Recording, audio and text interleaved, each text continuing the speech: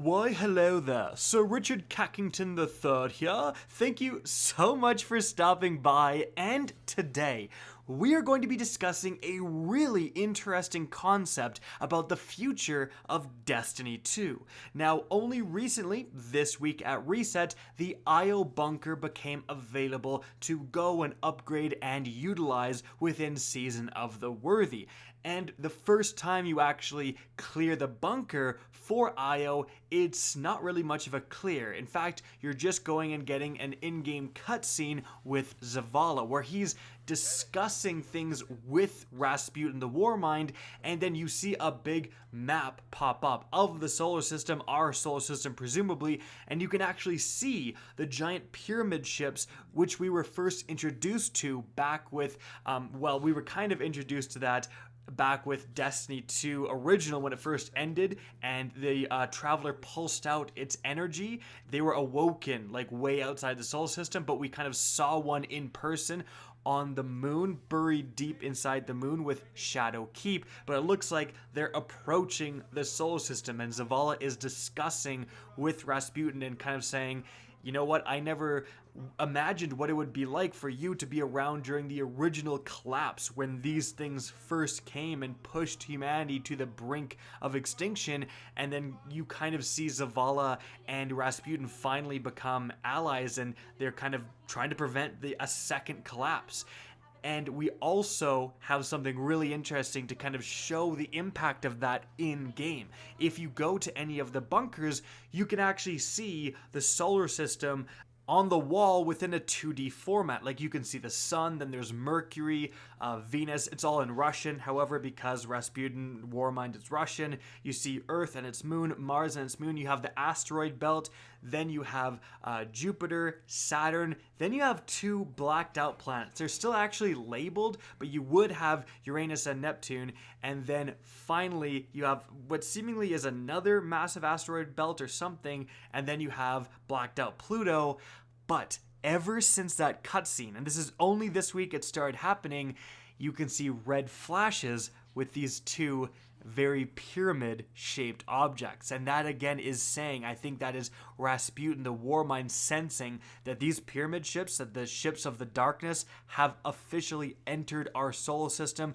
They're at Pluto so far, and they're going to be getting closer. We could actually see this map be updated every week as the season continues. So very exciting story-wise, and that would say that either next season or potentially more likely when we have the fall expansion, that we're going to be straight up battling the darkness, battling these pyramid ships. That is very exciting. But the focus of this video is to talk about the concept that has come along with that information about the story.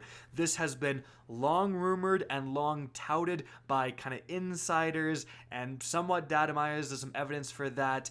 Things are going to be deleted. That we are going to lose ground against the darkness.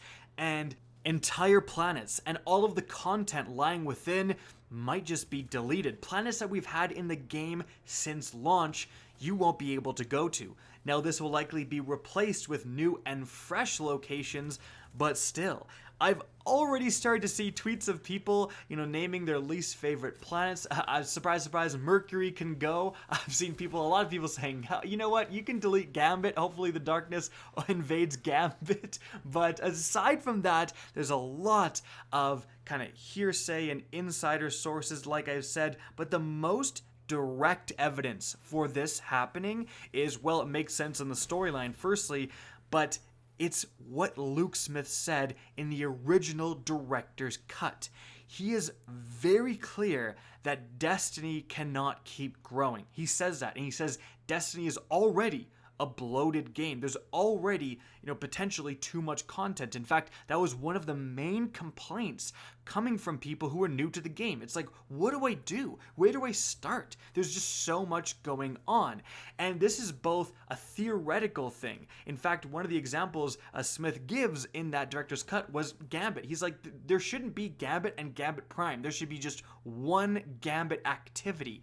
And I think, again, that's theoretically good because it splits the player base less and gives you more of a direct focus, but also technically, And this is also something Luke Smith mentions. So he talks about Destiny 2 being too big multiple times within these original director's cuts. And one of those times, he specifically refers to the technical limitations. We're talking file size wise. It's already taking up huge portions of people's, especially console hard drives. Like, God forbid, if you have an original PlayStation 4, basically the only game you can play at this point is Destiny 2.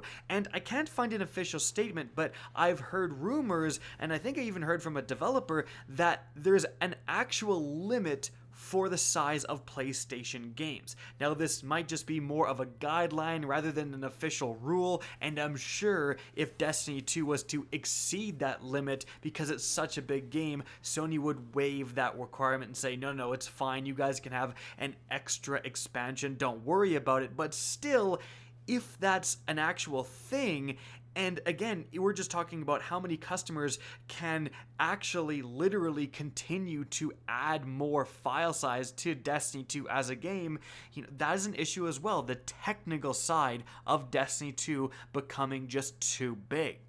But with that being said, if we combine just like the hearsay, the rumors, the data mine stuff, and the direct quotes from Luke Smith saying that Destiny 2 cannot keep growing, that theory of the darkness coming and certain planets being lost to them to make way for new content, that seems pretty likely actually. And if that happens, what are the repercussions? Because it's kind of interesting. I've seen, like I said, a lot of tweets of people joking around that, hey, take Mercury, whatever, and people seem kind of like this idea is cool to them, that they think, oh my goodness, that'd be so sweet. We lose certain planets to the darkness. We're on the back foot for once as Guardians. But if you really think of what will happen to the community if that occurs, it's a much more interesting discussion. Right now, Bungie and Destiny 2 are getting a ton of flack because Season of the Worthy is less than exciting, let's say, for a lot of people. Trials did not work out exactly how it was intended. It has a lot of issues, and the PvE content has been extremely minor. Like, there's not much to do other than grind bounties. So people are laying it on Bungie already, criticizing them for not adding much.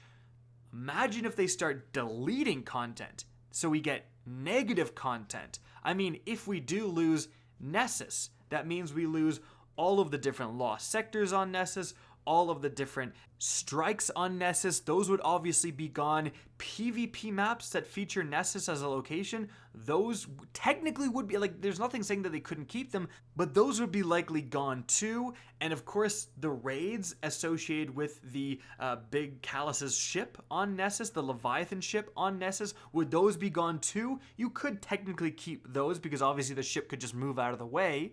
But would people really be okay with losing content when we get an expansion?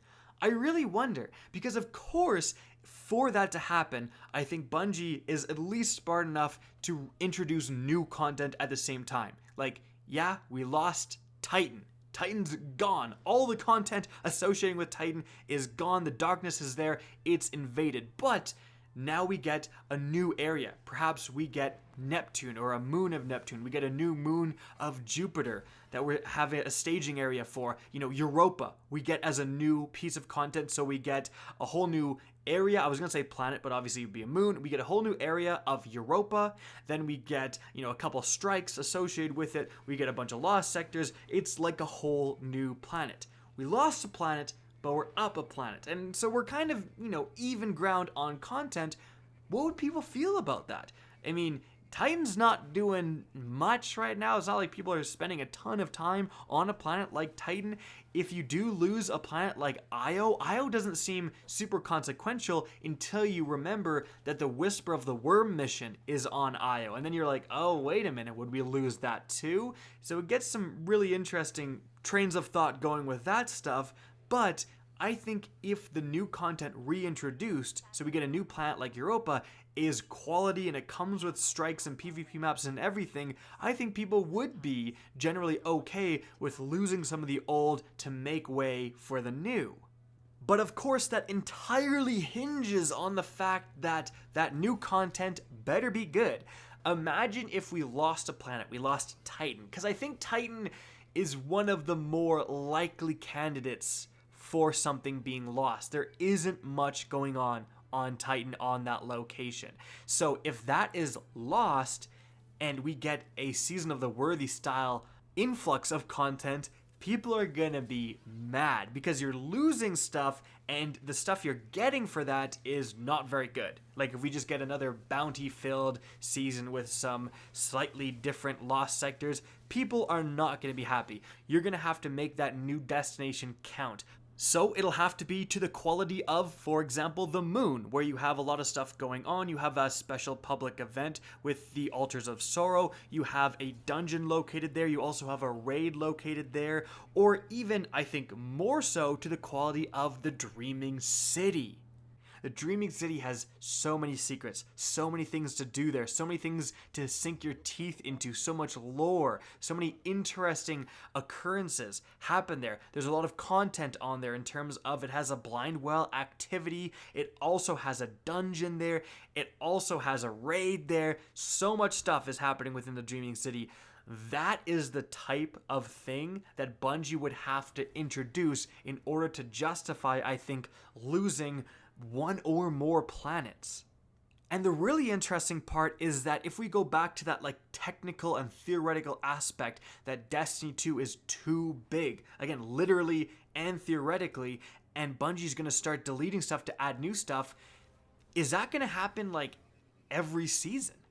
Like, are we gonna get to a point where every time we get a new planet, one is deleted, and we're constantly cycling through the solar system?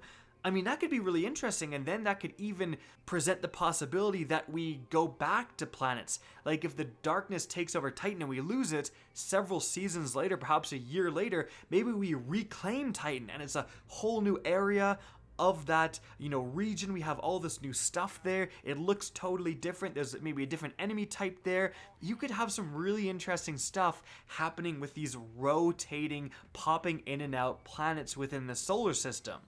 But of course, with all of that being said, I am kind of sugarcoating it and going over the best case scenario. Like, people right now are not thrilled with the seasonal content model. They are not thrilled with stuff disappearing. And they're saying that the you had to be there moments are not working out. And it's just kind of more annoying than anything else.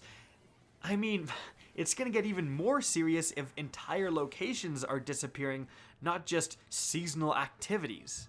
So if we are heading to this like brave new world and this new style of content, this rotation of these locations, again, like it really makes it so that Bungie cannot have a slow season if it's deleting stuff. It needs to bring it every single time. And I mean, normally I'd be more optimistic, but judging from how poorly received Season of the Worthy has been, can they do it? It's up for debate. In any event, guys, I think that's a really interesting topic. What do you think? Are you okay with locations being deleted? If you are, which locations do you think are the most likely? Which would you like to see go? And what would you like to see brought in? I mean, right now, the Darkness ships are on Pluto. Maybe we go to Pluto and try to confront them. That would be an interesting new planet in my opinion, but what kind of planets and moons and stuff would you guys like to see rotate in? Let me know in the comment section down below. Guys, that is it for the video. I hope you enjoyed and found this informative. If you did, please remember to help me out by simply rating and especially sharing this video. If you guys want to see more Destiny 2 content similar to this, don't be afraid to slap that subscribe button. If you want to get in touch with me and keep up to date with the latest channel activity, the best way is to follow me on Twitter at @RickKackis. That's linked in the description down below. Again, I hope you enjoyed the video, and as always, have a good day.